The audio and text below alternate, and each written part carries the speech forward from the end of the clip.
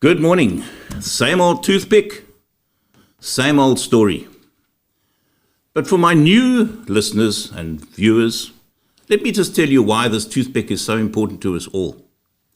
As I said in my last show, it represents one of the failures of our country, is that we have to import toothpicks from China. Why is it, with all the unemployment in our country, we cannot manufacture a simple toothpick? And in fact, before the show started, dear viewers, I lost this toothpick. I was scrabbling around the table and managed to find a pencil, and I thought, this will work very well. Why is it, ladies and gentlemen, that this pencil cannot be made in South Africa? Then it occurred to me that maybe it is made in South Africa. So I had a quick look at the pencil, ladies and gentlemen. What does it say? Made in Germany. So many companies have left South Africa and so few new businesses are opening up. Never mind the land. We need the dignity of work in this country. And that is partly what I want to talk about this morning to our guest. Because we can do what we like. We can listen to the fact that Mercedes-Benz is building another plant at East London, or Toyota is going to expand, but that is just 0.01% of a few people that are going to be lucky enough to get a very nice job. But 99% of us, or certainly in South Africa's case, up to 60% of us are unemployed and are looking for the dignity of work. We're not looking for a chunk of land where we can grow mealie. We want to be able to have the opportunity to build a business. We want an administration that will give us that ability and that will be able to service us with regular electricity and all the other services that go with running a business. So what do we need to do to change this? Well, first of all, we need to take into account where we are. We have so much legislation in this country that in actual fact, it's quite scary. Never mind all the red tape that the government is promising to move. The fact of the matter is, trying to start a business simply with the fact half the day there's no electricity and then the other half of the day you don't have water. So we're not going to get anywhere until we get the basics right. I was saddened the other day to find that it gets worse than that. Not only do we have the poorest of the poor who sit around looking for the dignity of work. If you are between the ages of 16 or 17 and 26 in South Africa and black, you're very likely never to have a job. Now that, to my mind, is probably the second most scary statistic in this country. The most scary statistic, I'll say for the next show. But we have Bell Mining Equipment just left South Africa just recently, leaving behind 3,000 or 4,000 jobs. A company established, dear viewers, in South Africa. In South Africa, and they moved to Canada. We've lost the mushroom factory, burnt down in Natal, in KwaZulu-Natal. Never reopened. Burnt down because some of the workers were disgruntled.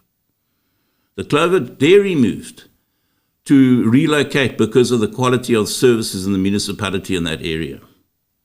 Renault and Citroën actually looked at South Africa as a potential country to build and manufacture their cars for Africa. And they chose to go somewhere else.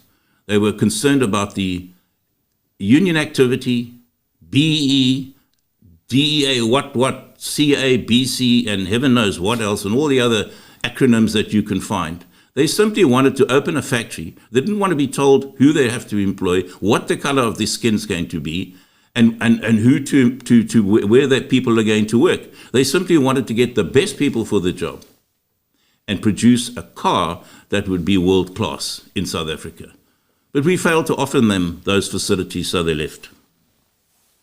And how do we change this? Well, that's the question I'm going to put this morning to my guest.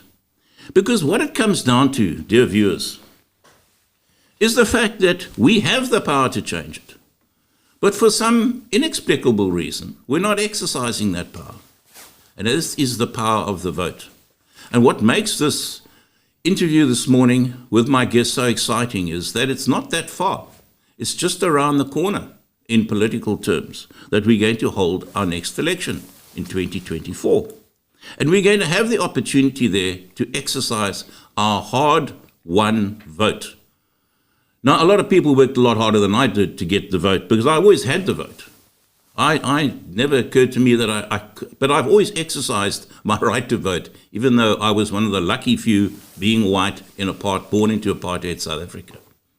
But I've understood the value of the vote because it helped me cope with the fact that we had a national party that essentially was nothing more than a racist political party that was in power, and I could exercise my vote to at least try and vote them out, or if nothing else, express my displeasure.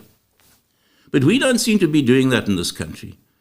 We've got the opportunity to register soon and then use the power of our vote to change things. And before I turn to my guest, I'm reminded of a show I heard on, a wonderful show on SAFM. It's on between 9 and 12 every day with a wonderful host called Kathy Makaklana. And this gentleman phoned in, one of many, complaining bitterly about the fact, very disgruntled in fact, and quite rightly so, that he had not had water for 5+ years. Well, I found this amazing. So I phoned in to Kathy and asked if I could speak to the telephone caller. At least she could ask him, why is it that you've sat for over 5 years without water? You had the power of the vote. Why did you not throw out the municipality that clearly is not giving you the services that you legally require? Why did you not just vote them out? No, his answer was, it's about politics. I don't want to get involved in politics. Well, unfortunately, as I think it was Steenhuisen said with the DA, he said, you might not be interested in politics, but trust me, politics is interested in you. And that is why when this vote comes around, you do not have a choice, really. You do not have a choice. You have to vote. And to have to vote, you have to register soon. So I'm going to, first of all, before I pose to my guest a very warm welcome, EMILE Langenhoven. He's, in fact, Councillor EMILE Langenhoven, Ward 62. I'm correct in saying that. It's really a pleasure to have you on board. Now, you've already been tipped off. Where's my toothpick? Here it is. I'm going to be asking you, EMILE, before we find anything else about you and where you come from and do a little exploration around the person that makes up the councillor of Ward 62, how would you deal with this toothpick? How can we make this toothpick in South Africa profitably, and not only that, become the toothpick exporter of the world? Well, good morning, Mike. Thank Good morning, you. Thank you for inviting me to the show, and I really appreciate that. I watched your last show, and I've had some time to ponder on the toothpick situation. And I can't say that I have a solution, but I have thought about the toothpick, the simple little element that we use very nonchalantly and toss away, and really gave it some thought on what it actually represents. And if we look at the toothpick as an example of a product, why is it then that South Africans are not just producing them? I thought about this, and I thought about what actually goes into producing a toothpick. It's not just a stick that you pick up somewhere and you model into a tool to pick your teeth. It's actually a product of a manufacturing process. So you need to look at, let's say, for example, somebody wants to start a toothpick company. There's a lot of research that's going to have to go into that. You're going to have to look at what's out there on the market, what competition there is, what you need to understand about toothpicks. Do people like different types of toothpicks? Do they prefer wooden ones compared to plastic ones? Why is that? What do you actually want to produce? Do they like uniformed looking toothpicks or different shaped ones? I don't know what a different shaped toothpick looks like, but you know what I'm saying. And that would give you the competitive edge in the market. So it's not just about, here's a thing and I'm going to create it. It's about putting some thought back into that. Putting thought into the process of making a toothpick. And that is just the planning part of it. That's not even the actual manufacturing part of it. See, what I want to say to that is this. I chose the toothpick because this could be almost made by hand. I don't know that it's that difficult to manufacture a toothpick. I know nothing about manufacturing toothpicks. But what I do know is, like pencils, it's got wood. We've got lots of it. It requires lead. I know we've got lots of that in the ground in South Africa, and it requires labour. Well, heaven knows we've got enough of that. Somehow or other, my concern is we're not getting the three together. Why is it that we cannot have a village or a small suburb or some fellow around the corner who says, you know what, I'm going to make pencils? So he goes to his neighbours and says, guys, you're all sitting around doing nothing. Let's start making pencils. Well, if we can make a special, not even a pencil that might be unique to South Africa. Maybe it's a piece of wood that they fashion, whatever it is. Or maybe they get a little machine that starts manufacturing. Heaven knows that's easy enough to do these days. And they start turning out pencils. I'm saying in my concern about this toothpick and this pencil is that it can't be that difficult, and the legislation in this government is not allowing us to do that. Because the first problem that the guy has who's sitting in his house saying, you know, I need to manufacture something, is if he gets 3 or 4 or 5 people together, he's suddenly faced with the minimum wage that he has to pay. Now he's at a disadvantage already. The government will say, no, but that's, you can't, it's not right, you've got to pay the guy a living wage. Well, I say if he's sitting around doing nothing, and he doesn't have to catch a bus to go to work, he literally walks to the garage and sits in the garage with his mates and starts manufacturing pencils. What's the worst that's going to happen? He's going to make 30 or 40 bucks for the day, I don't know, whatever it might be, but he's going to make something more than he had in the morning. That evening he will go home with something. And he'll go home also with the potential to grow. So that's where I am with this thing. I don't know if you're on board with that. Okay, so let me start off with a pencil. And I was lambasted for this when I mentioned that pencils actually have lead in them. It's actually graphite. Oh, it's graphite. An engineer told me that and slapped me on the wrist. That's one to Emile. Regardless of that, what I was trying to get at is the process that goes into actually planning a business. It's some people would have to do quite a bit of planning to get into a specific industry, and both those industries, even the uniformity of the toothpick is exactly what I'm trying to get at here. Is that it's not actually made by hand; it's a manufacturing process. There has to be a certain amount of automation here to get that as uniform as it is. So there's a lot of planning that needs to go into the manufacture of a pencil or a toothpick, and I speak about this as an entrepreneur myself, because I've gone through the process too, and I've felt the heartache and the pain of starting my own business and failing. I'll get to that a bit later, but it's what I'm trying to get at is the effort that actually goes into creating a business. That first idea of saying, this is a business, why can't I do this? And then actually moving on to the next phase where you start planning, you start researching, you start manufacturing, etc., etc. And I have a feeling that in South Africa we don't have the motivation, whether it's from a school point of view, where it's supposed to start, I think, where you start generating that feel for entrepreneurship, for creating a business of your own, to get that inspiration from others so that you can actually start your own business. We don't have a lot of that anymore.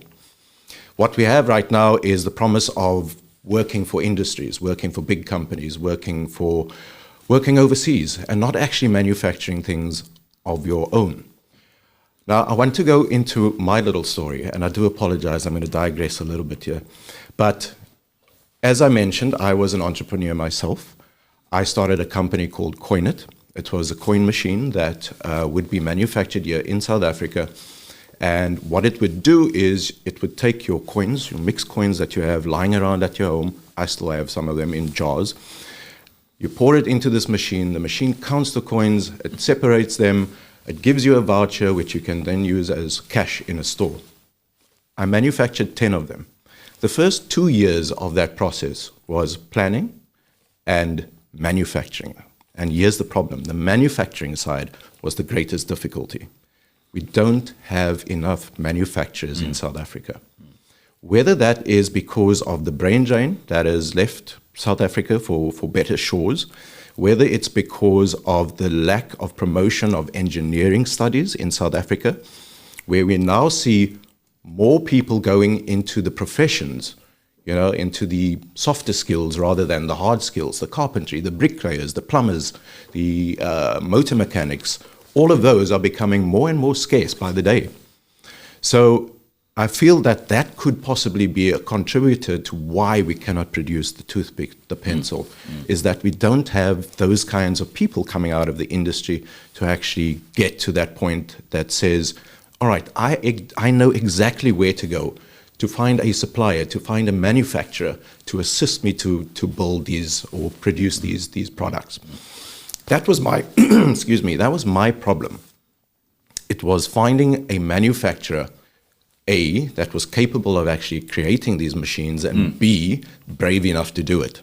When they saw the problem, they ran away. A lot of them ran away until I did find one manufacturer who was brave enough to actually manufacture these machines.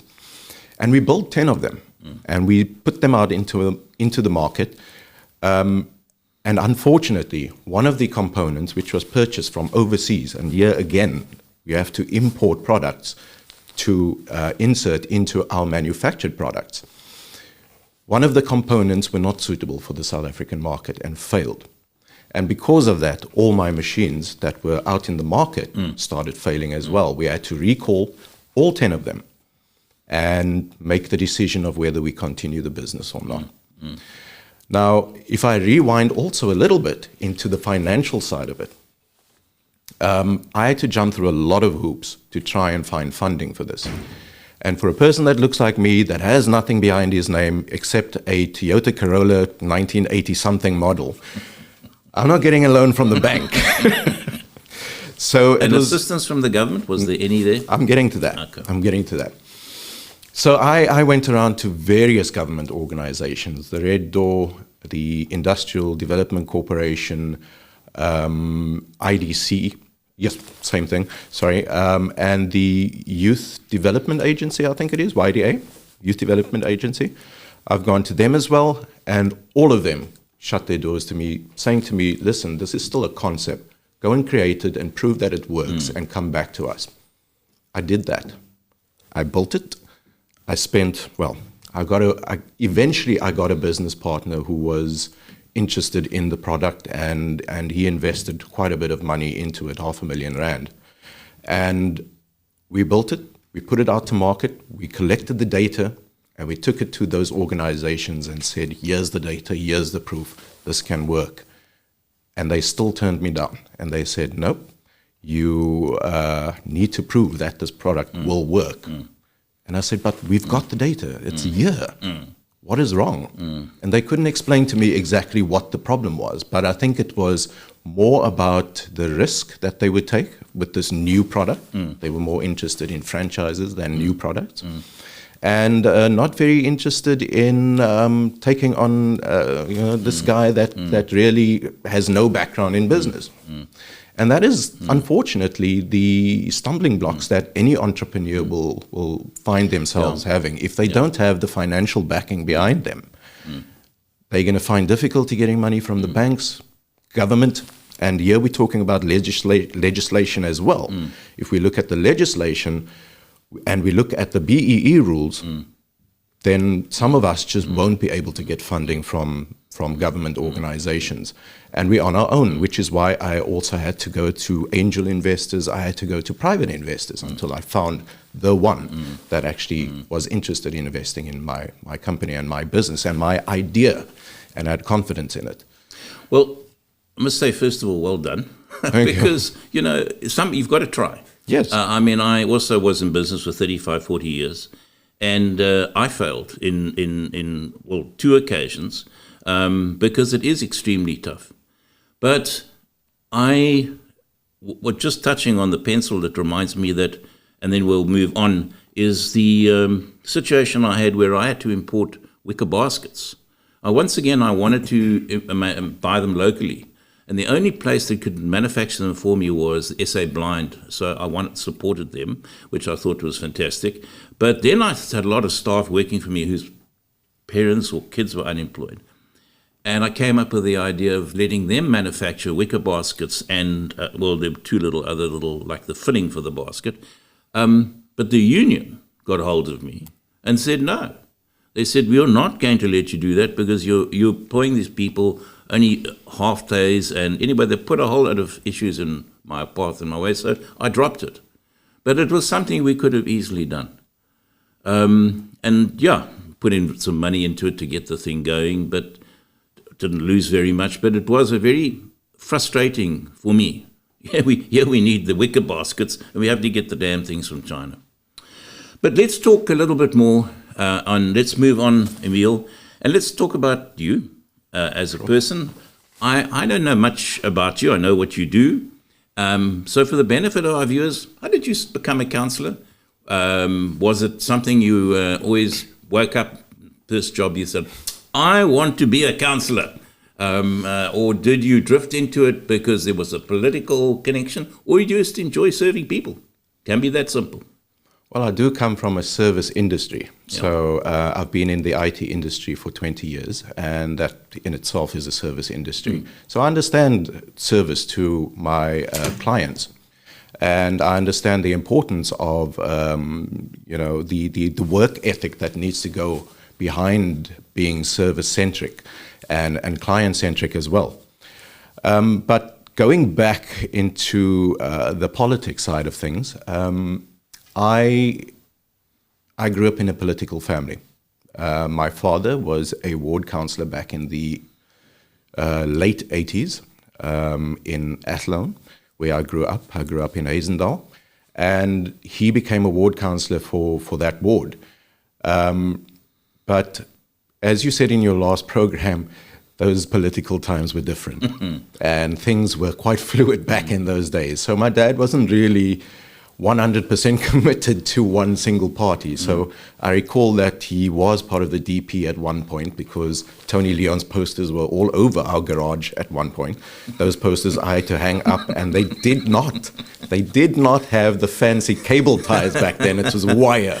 So my hands are well cut by those wires we had to tie those posters up with. So he shifted a little bit around from the DP, then he was an independent, then he was part of the IFP. I think he had a stint in the NNP as well. So he moved around quite a bit. But in that period, I was sort of a helper to him. He was also the chairman of the Ratepayers Association for over 20 years in Hazendal. So I used to assist him a lot with the kind of the groundwork, the footwork. So I would go and post notices into people's mailboxes. I'll attend the meetings and just kind of observe what that was all about. And I think that's where I started understanding political life and what that was all about. And I sort of enjoyed it, because I could see how that could influence people's lives as well. I recall when my dad was a councillor that often we would see people queued out of our front gate, coming to him, because we lived in a poorer community, coming to him asking for this and that and the next. And I don't know how he dealt with it. I never really took note of what the assistance was in the end. But I know that people looked up to the councillor as a solution finder for their problems. And I think that's sort of where it all kind of sparked for me. And then when I got to college, I started taking up leadership roles. So I was the SRC chairman at the Athlone Technical College back then. It's now Collier. What year would that be? Oh, that was early 2000s. I think it's just the year 2000 or 99, 2000. 2000, yeah. And that was for a period of about 2 years until I finished college. And then I went into the IT industry after that. But I still continued my community work, and I became the CPF chairman for Athlone as well. And that went on for 2 years. Sorry, it's the Community Police Forum. So right. Okay. The CPF would be the bridge between the police and the community, and the complaints that come with that. So that continued for 2 years, and I think that's where my political consciousness actually started awakening. Back then, CPFs were supposed to be politically neutral. They weren't supposed to be biased either way. And I'm a rules guy, and that's how I played my role as the CPF chairman. But then politics actually crept into what I was doing. I created the the Neighborhood Watch Forum in Athlone, which consisted of about 13 neighborhood watches. When I started, there were only about 3, so we actually produced 10 neighborhood watches while I was there, and it became a very powerful group in the area. We did a lot of patrols. We did a lot of significant work in terms of rolling back crime within the area. And I think that's where people started seeing this young upstart of 23 years old becoming a little bit of a problem, because he's gaining all of this trust in the community. He's a danger, and we need to take him out. And that's exactly what happened. Who's they? Wow.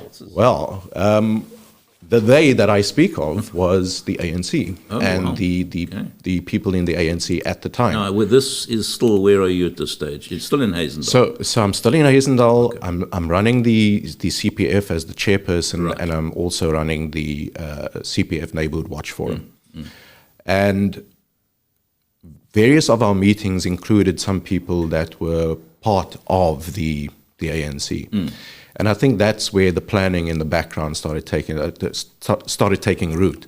Now, I was very much naive back then. I mean, 23 years old, what do I know about politics? But what I heard eventually was that there was a plan to oust me as the chairperson and then put in an ANC person as the chairperson. Don't things ever change in this country? True as nuts, that's what happened. They stuffed the neighborhood watches with their members, the ANC members. Yeah. And when it came to the AGM, I relied on my good work and my ability to organize. And the others relied on, unscrupulous manner of getting into power. And that is how I was actually voted out as being the chairman of the CPF. They offered me the position of deputy chair, and I refused. I didn't want to work in those conditions. And that's kind of where I stepped back from the scene of politics, because I thought, wow, this was really a backstabby kind of industry. You weren't a councillor then. No, I wasn't a councillor then.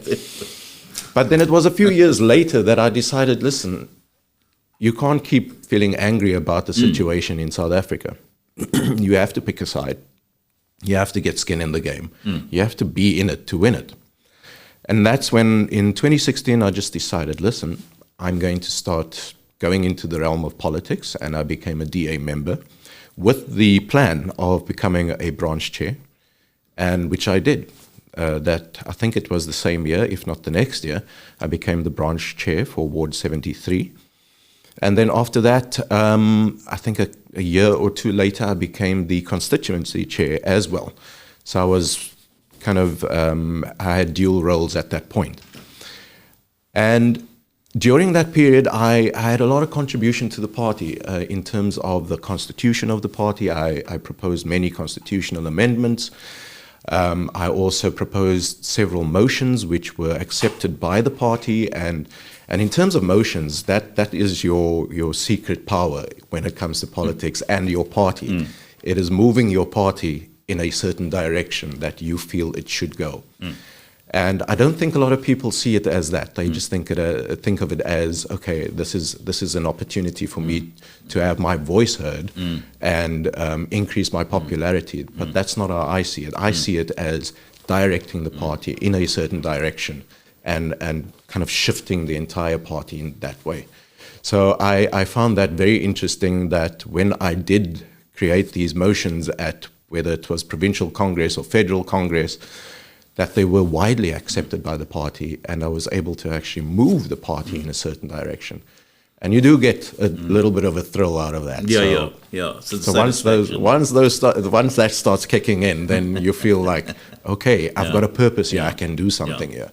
What I find interesting about being a councillor, and I think the one thing excites me about, not that I've been a councillor, by the way, I thought about being a councillor, but my heart really wasn't in it. It's a lot of hard work. And then I got the latest Xbox. And I thought, no, I'd rather play the Xbox. So I knew my heart wasn't in being a councillor. But I've always taken an interest in council because I've always been an interest in politics. And disclaimer for everybody out there, I am with the DA. I'm a member of the DA. I'm not an official in any way, but I'm a proud DA supporter. So, counselling. Now, and the one thing that frustrates me about South Africa is, unlike the MPs, and I've been on this soapbox before already on this show, is the MPs report to, in this case, Lute Freely House in the terms of the ANC. They don't report to the person in the constituency. They have no power over who's been allocated to them to serve their needs. He doesn't even come from the area. He probably very often comes from another province. So he has no connection with the people, the people's problems, how they think, what they do. I mean, I think it's one of the biggest mistakes that this government has made.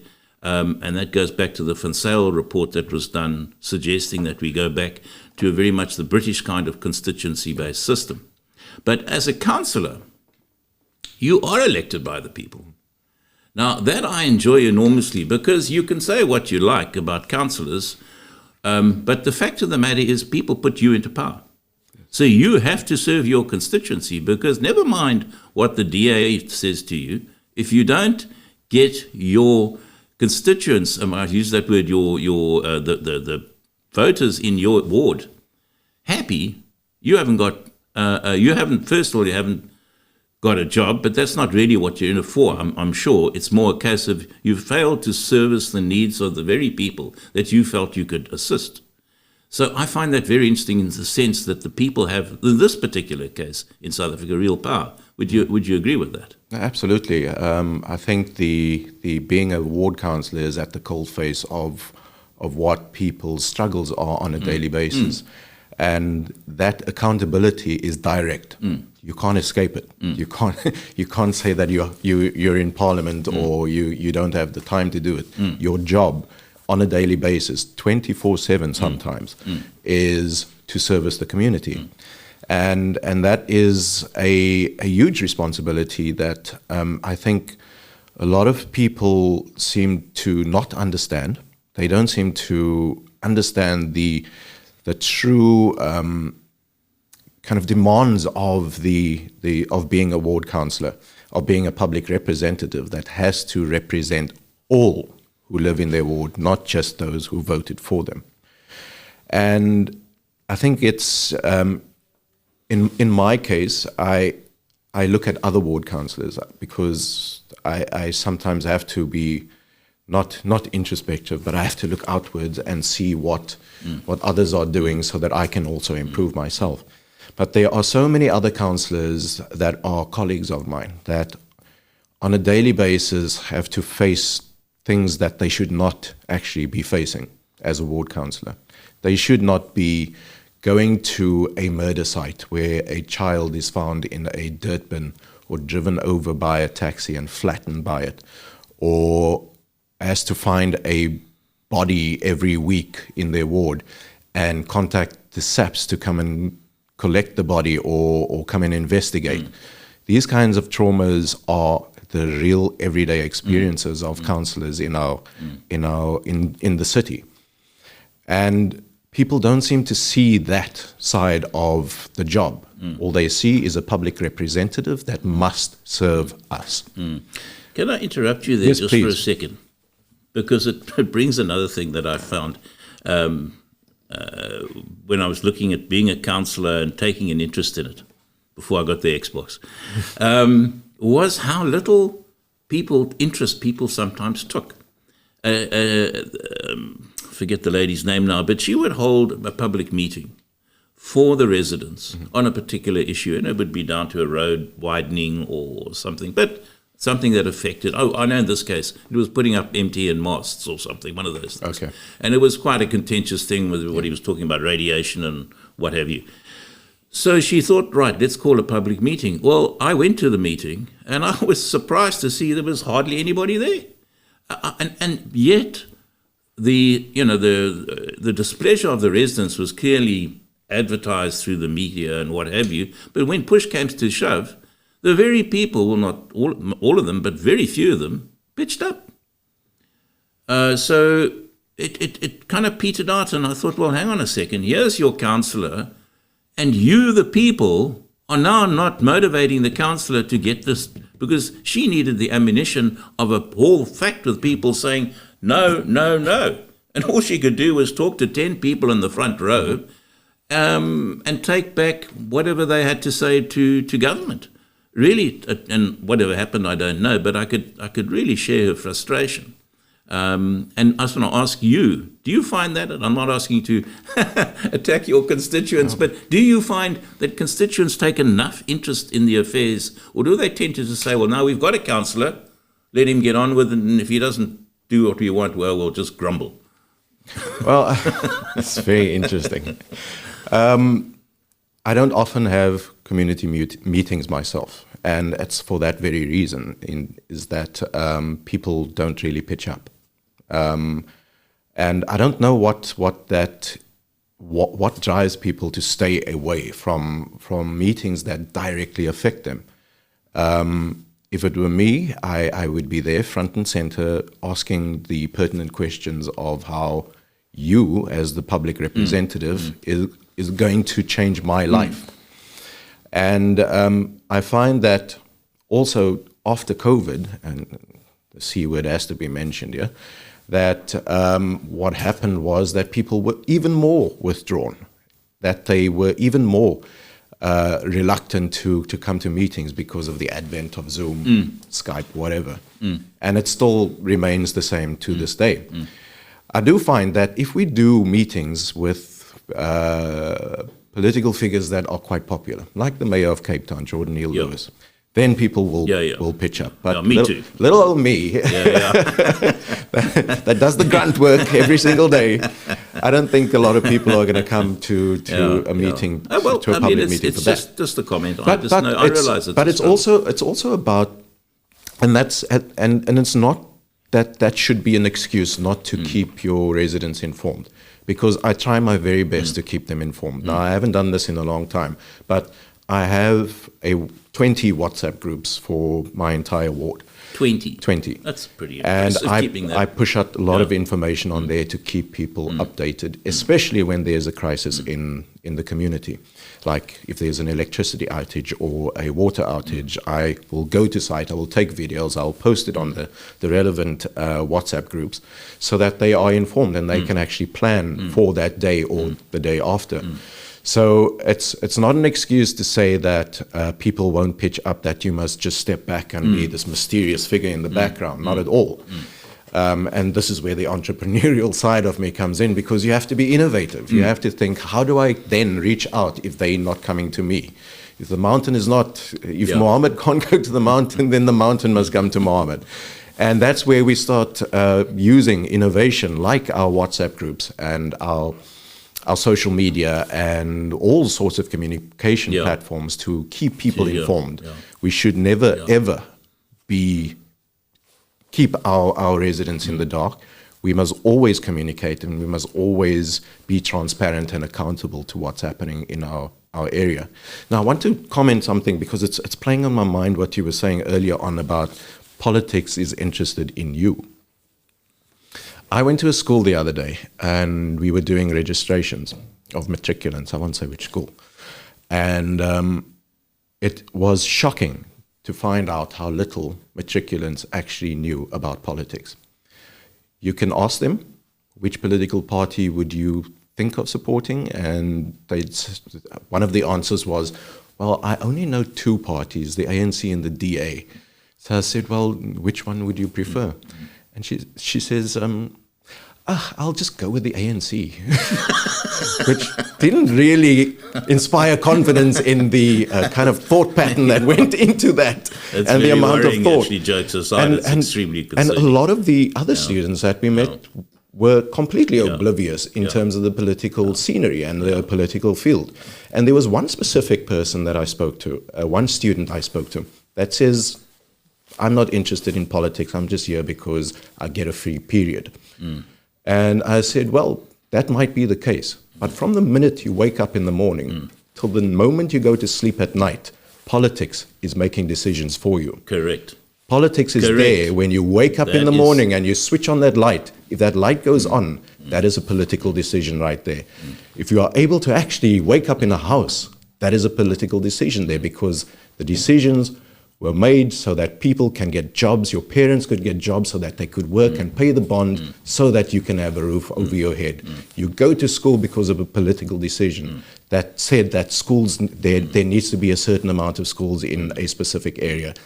When you get to school, that is transport. And a political decision made that choice of whether the roads need to be well maintained or not, and how you get to school, whether in safety or not. Well, I think that's fascinating, and it's actually depressing, but I absolutely agree with you. And by the way, it's not just, I was at one stage doing public speaking and assessing public speaking at a Model C school.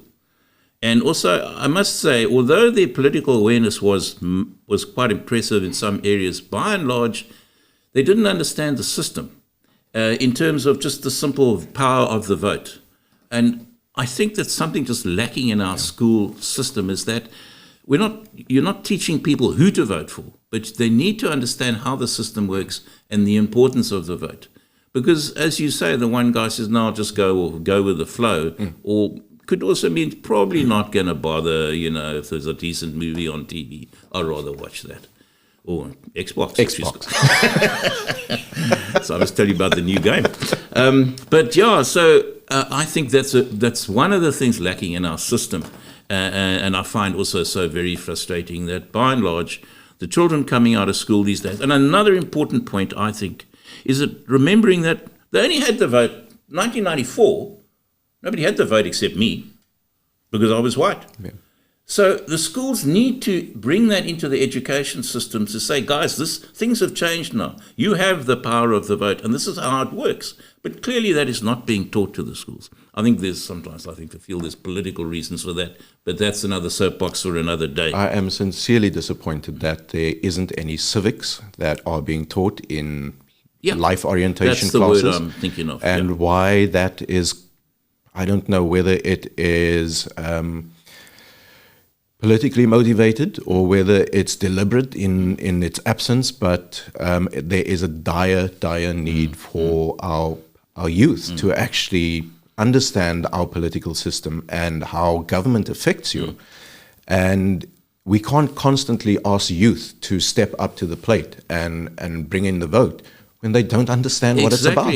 Exactly. And we can't do that all the time. Where are the youth? Where are the young guys coming along and getting involved in politics, which, as you say, affects their lives from morning till night? They're not there. And they're not there because they just perhaps don't understand. And they just think, well, we're going to live under this mess of this regime that we have that is literally ripping our country apart, and that's just the way it's going to be. They don't realize that all they have to do is make 10 phone calls per person, and they could change everything in this country. So that's something I find very, very frustrating, I have to say. But I want to just move on a little bit and just ask you, City of Cape Town, taxis. I mean, that was a hell of a time in Cape Town. The costs ran into billions. The damage done, I don't know, but it must have run into millions. It really brought to the fore the fact that our transport system is gone. It's just not there.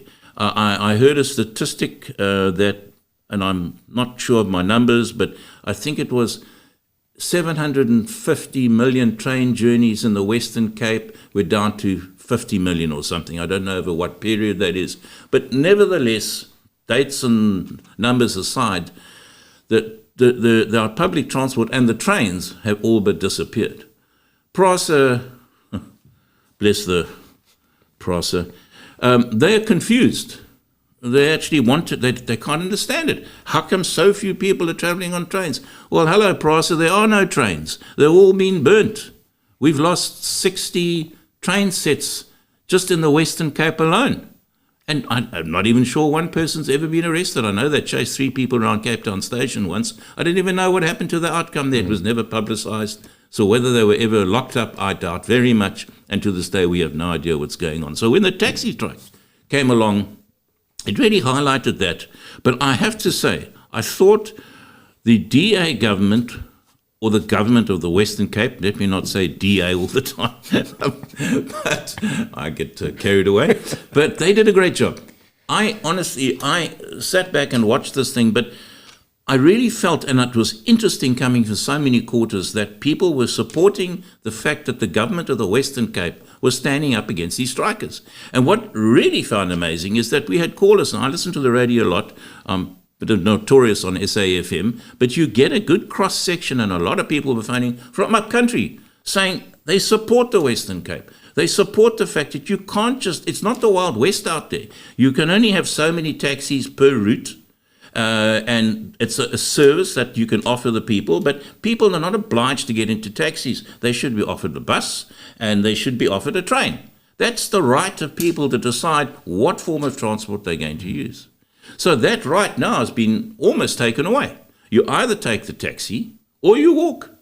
And that's exactly what the taxi drivers did. They made, shamefully, disgustingly, made people walk home for hours from town. Some people walked for 4 hours, 5 hours to get home. Yeah. It was the saddest sight. And this taxi organization in the Western Cape needs to hang its head in shame.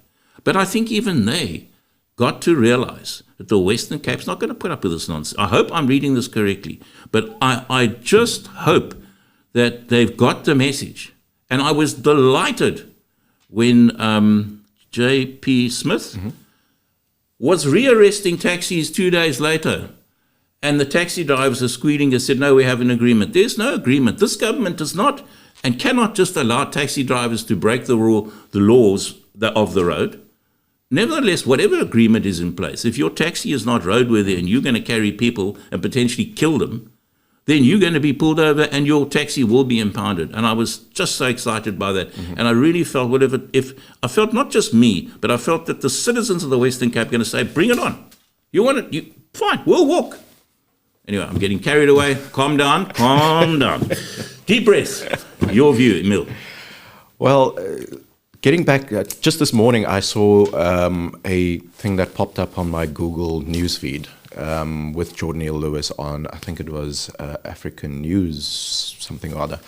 And they were interviewing him about the taxi strike and what the City of Cape Town is going to do in terms of their court case after the strike itself. And there was mention that, and Jordan mentioned that they are still investigating the destruction that took place during the taxi strike. And they are looking at gathering evidence that might, or if it does lead back to the taxi industry, then they will start a civil case against the taxi industry. But in terms of where there were just individuals that were going on a destruction spree, they will pursue a criminal case against those people. But in no uncertain terms will the City of Cape Town let this lie.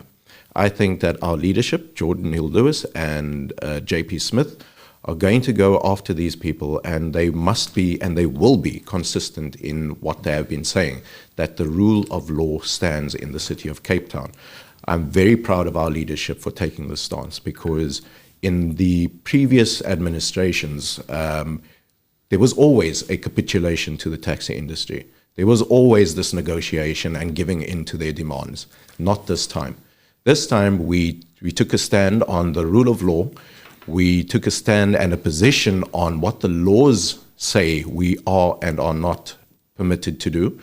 And these were not bylaws by the City of Cape Town. These were national laws from the National Department of Transport that indicated the conditions under which we could impound taxis. So we weren't using City of Cape Town bylaws to impound the taxis. It was national law.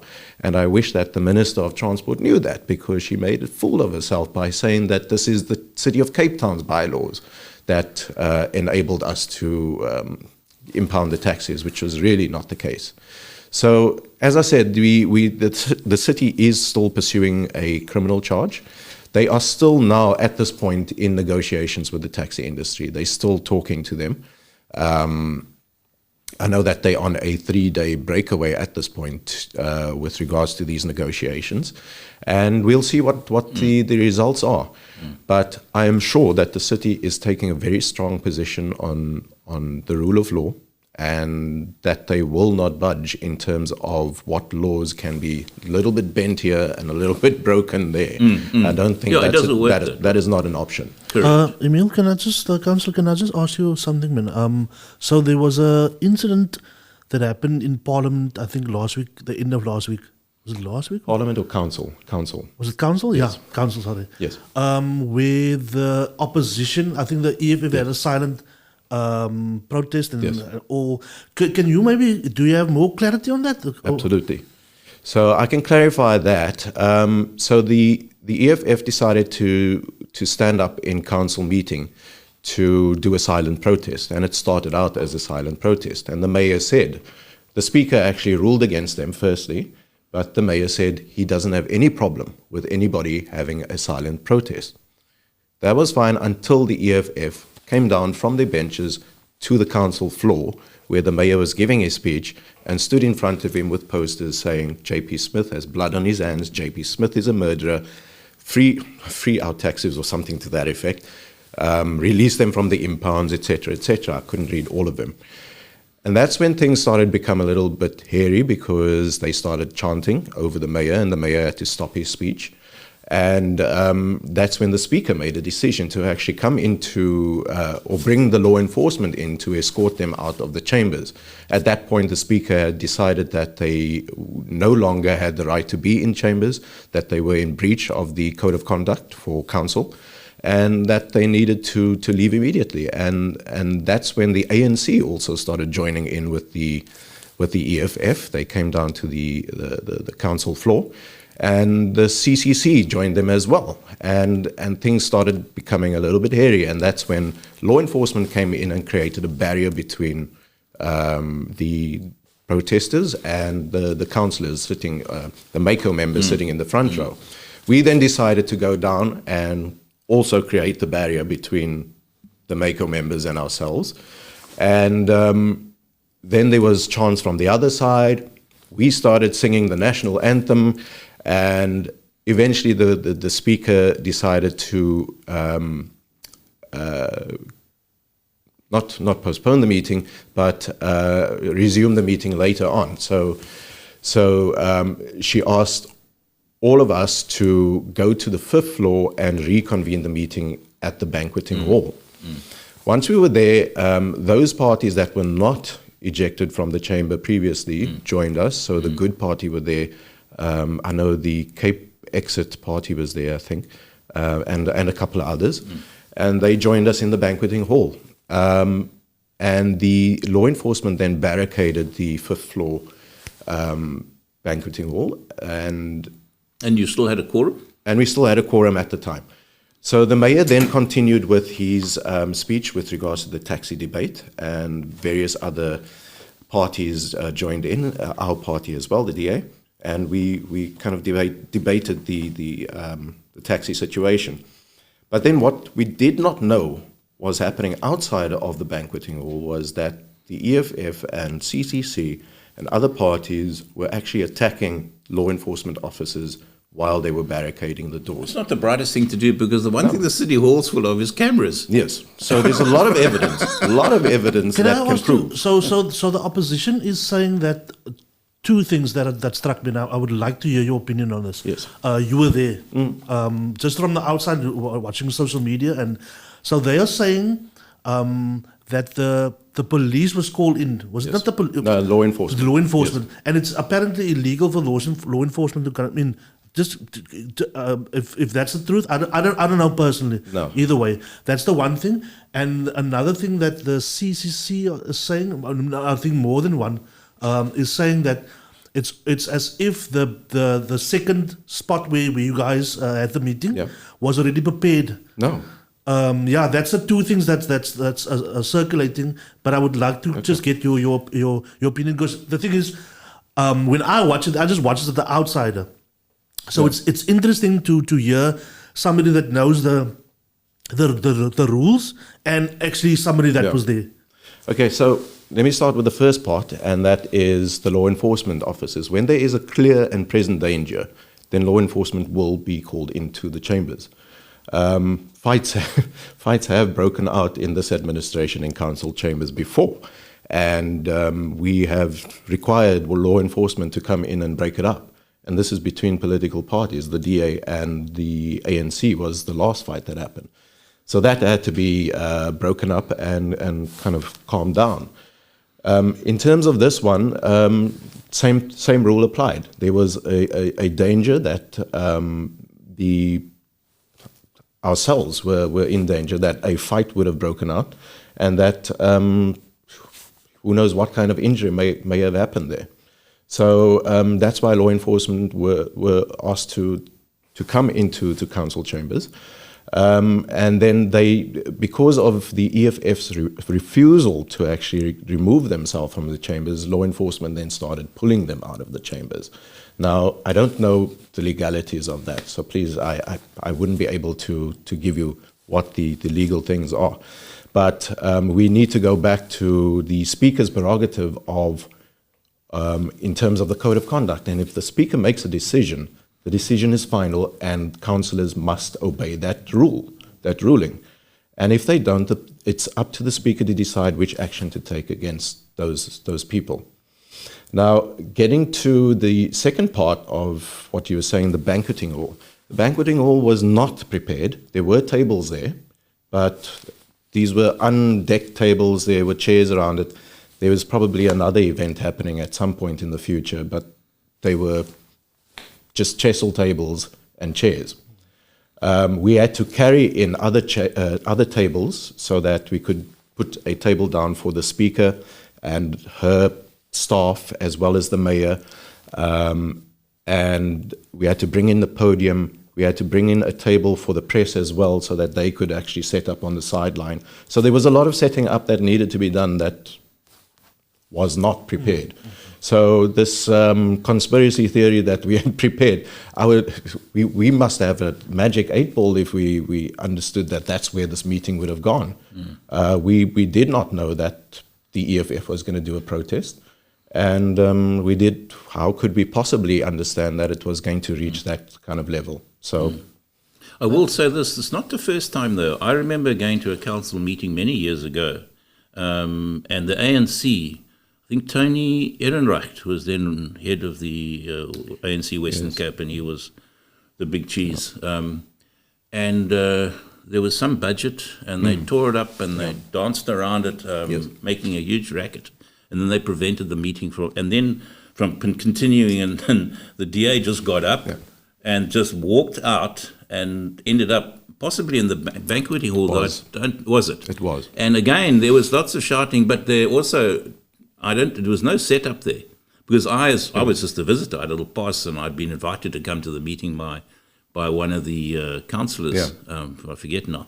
And it was, but yeah. I've heard about that one, and in fact, that one was a little bit more hair-raising, because I think it was the ANC that was actually kicking down the doors, while they on the other side were barricading it themselves. So the councillors were actually creating a barricade on the one side. That was a shocking. So that was, and some of the older councillors that returned, in my case, it was Carol Bew, was very, very much shaken up about what had happened that day, and felt that their lives were in danger at that point. And I feel for the more senior members myself. I'm there in the thick of it. If there is something to be fought, I am there. Can I say that I don't know what Nantor will say to this, but I have a feeling that somehow or other we are maturing a little bit. I mean, the way the the way the ANC used to react, I mean, it was pathetic. And under Tony Ehrenreich, I mean, it just saddened me enormously that they would just cause trouble. You know, everybody was legitimately elected into that position. But now I see less of that. I'm seeing an ANC that's more subdued. But of course, it's the EFF now, I think, in a way, it's taken up that mantle. Yeah. But I'm kind of hoping, and hopefully I'm not being too naive, that things are settling down a little bit in terms of the ANC. ENF, oh look, unfortunately, I don't think they're a lost cause. But if the ANC start to act more and more, more in line with the way this democracy that we have is supposed to work, then I think we have a somewhat brighter future. But that's simply my opinion. You don't seem too sure. Well, I think their subdued nature right now is due to its lack of any kind of structure in the Western Cape. Probably true, yeah. I do know that they struggle to actually get any branch structures, which is the fundamental building block of any party here in the Western Cape. And because of that, their power and their influence has diminished. And who then do they actually represent if they don't have structures on the ground? Are they actually representing the people, or and how? Yeah, it's very difficult to understand how they go about their daily business if they don't have any structures. How do you get your message out to the rest of the population? But at this point, I think the ANC is nearly almost extinct in the Western Cape in terms of its structure. And even though they have had a provincial congress where they've elected a provincial chairperson, I don't see much progress being made on their point. And I think it's also a sign of things to come in terms of the ANC. But yes, you are right about the EFF. EFF is taking over that mantle. And who knows, maybe one day the EFF swallows up the ANC. These are political scenarios that you have to have in mind to kind of predict what's going to happen in the future, and then kind of realign yourself and your party in terms of that. Yeah. Emile, I think we're coming slowly to the end of our show. I want to just touch on, I suppose really just where you see us going. We've got an election coming up, 2024. This is a bit of a kind of how long is a piece of string question, but I'm very confident. What I'm confident about is I'm confident we'll do well. I'm confident of that, but I'm also confident that that we are going to have another free and fair election. I've had my doubts about the IEC? IEC. IEC. Yeah. But I've generally always said that they run a good ship. And I was interviewed, I was a polling station officer in 2 elections back, and then some overseas broadcasting company came along, and this very charming lady said to me, "Look, can I have an interview?" And I wasn't really convenient at the time, but I said, "Sure, you're okay." And she said, "What do you do?" I said, "Well, I'm the polling officer, polling manager." She said, "Is this a free and fair election?" And I just looked her straight in the eyes. I said, "Absolutely." I said, "Whatever result comes out of this election is free and fair." And it was wonderful to be able to say that, because I firmly believe that. And I'm hoping that this is going to happen next year. But I have my doubts. And so my final question is really, how do you think the IC is going to tackle this? Can we trust them going forward, in your opinion? Well, I think that for free and fair elections, you have to have an IEC that is enabled.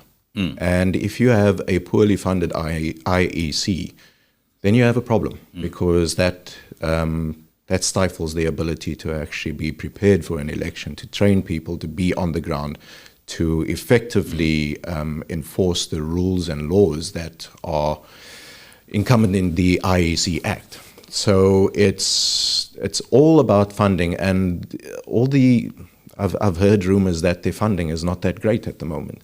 And when the IEC's funding is not that great, then we start seeing holes being poked into our political system and our ability to actually run free and fair elections. And that is a concern for me.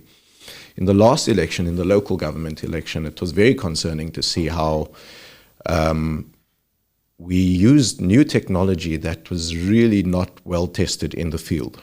And it actually failed in many instances where the voting station had to go back to a manual system and then catch up digitally afterwards. And that was very concerning, and I'm hoping that all those issues are going to be dealt with, that the IEC will be ready. But also what is more important, and mostly important, is the ability for parties to have that oversight of the process. And if we want free and fair elections, we have to have parties present at every voting station to ensure that the process is free and fair and that there's no crookery going on. And that is a very important aspect of it, and that's also what the DA does very well, is that we train our activists to be at voting stations and to monitor certain things. We understand the process and we know how to conduct oversight over these things. We know the rules and we know when to step back and when to step forward and say, listen, this is a problem.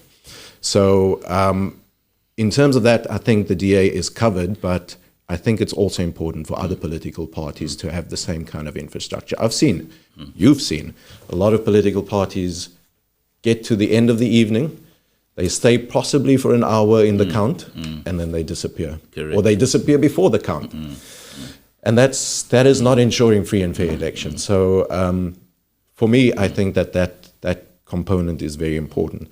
But yes, I think this is very, the fact that the IAC is not well funded at this point. I hope that at some point we can push for more funding for them. And then also you've mentioned the prospects of the future, and I think the multi-party charter, which the DA has led, is a very new concept. Is this the Moonshot Pact? Yes, the Moonshot Pact, which is now renamed the Multi-Party Charter. Okay, cool. Yes. So the Multi-Party Charter is essentially the various political parties, opposition political parties that have come together that share various principles and values and have decided to move forward as a grouping, but independently of each other. So they're not going into this election as one united unit. Yes, they still are going out there as separate parties and putting their offering to the voters themselves. But we still need to kind of understand what the pact says and how they will be cooperating with each other. But the point, the fact that we've actually got to this point is a culmination of what the public has been asking for the longest time. And I'm a social media, I crawl on Twitter all the time. I see Facebook. I see people being upset about the opposition parties constantly bickering amongst each other and not uniting. And they ask the question constantly, why can't you just get together and fight the ANC yourselves? Stop bickering amongst yourselves. And this is it. This is that culmination of that question, that request. And I'm hoping that those people that have now complained about it and asked for it will now support it. I hope so too. I must say it's a great question. I'm glad you raised it because it was on my list. So yeah, I think it will work well. I think that yes, there will be a lot done by the ANC as things hot up towards the election day, because they will do whatever they can to discredit it. Why would they not? It's the ANC style. But I think if everybody stands firm, and all we're asking is everybody sign an agreement. It's a fairly simple kind of agreement. Basically says we'll work together if and when the ANC fall below 50%. I think that's really what it comes down to. Yeah. There's no otherwise you go in your way and we'll go ours, but we've already established the ground rules. So when we do meet after the election, if that arises, we're ready for it. I think it's a very politically sensitive, very politically correct and wise thing to do. And but yes, I think those that don't want the DA to succeed or the pact to succeed will obviously do whatever they can. And also, I just want to say one final thing, because I'm the host of the show, I get the last word.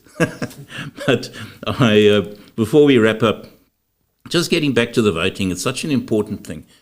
I've stood as a voting officer. I've worked at many elections over the years. And the one thing that it gives me courage, or not courage, that's the wrong word, gives me the confidence of knowing the vote is free and fair. And I think everybody should bear this in mind, is the fact that the votes are counted on site. So if you have a situation and I'm referring now, by the way, to the days when the National Party was in power, and I was then worked as a polling officer, and they used to put me in the back of the police van, call me a waste of a white skin, and then drive that van like a crazy thing with all the votes in the back, because I wouldn't let them take the votes away because I knew they were going to steal them. So when the ANC came to power and we had our first election, it was a breath of fresh air because we counted them right there. There's no question of them going to anywhere else to be counted because the moment they leave that polling station, there's going to be doubt. So we had the EFF, we had the DA, we had whoever else was there, all the parties that were there counted the votes with everybody, and we all agreed. So at the end of the night, or very often early in the hours of the morning, we went home, we'd signed a piece of paper, the numbers were then sent to the centre, wherever that might be, job done. There was no question of any doubts about, did this region or municipality or region, whatever it is, do better or worse. Yeah. The votes were counted, and that was stuck on the door outside the polling station. And I get scared when the ANC says they want to mess with that, because the moment we change that system, be it electronic or whatever, we're in trouble. So as long as that system remains, I feel fairly confident that we South Africans can go to the polls next year and vote knowing our vote will count. So that, ladies and gentlemen, just in conclusion, I want to thank you all very much for watching the show. I want to remind you to register, to vote. Do not be one of those people who when voting day comes on and go, you're really now peed off with the way the government's operating and you suddenly can't go and express your displeasure. So do register to vote, even if you think you're not going to vote. I want to thank Emile for coming on to the show. It's been a pleasure to have you. It's been fascinating talking to you. And it's really encouraging to know that things are going just well in the Western Cape. You're on top of your game. You handle the taxi industry so well, and I've struggled to really. Well, let's just say I travel a little bit, and I'm always grateful to come back to the Western Cape. So to the DA and Emile, thanks very much, and I really appreciate you coming on the show. And let me just leave my viewers with one thought. So the matchstick still remains, and my next guest on my show is going to have to answer the same question. How are we going to get the matchstick toothpick, sorry, or should I say the pencil production going in our country? So I look forward to my next guest on the show. And let me just leave you with a saying that George Orwell said. The people that elect corrupt politicians are not victims, but accomplices. I think that's worth remembering. Until then, take care, and please do hit the like button. And I want to thank Cape Conscious Media for giving me this platform. Thank you.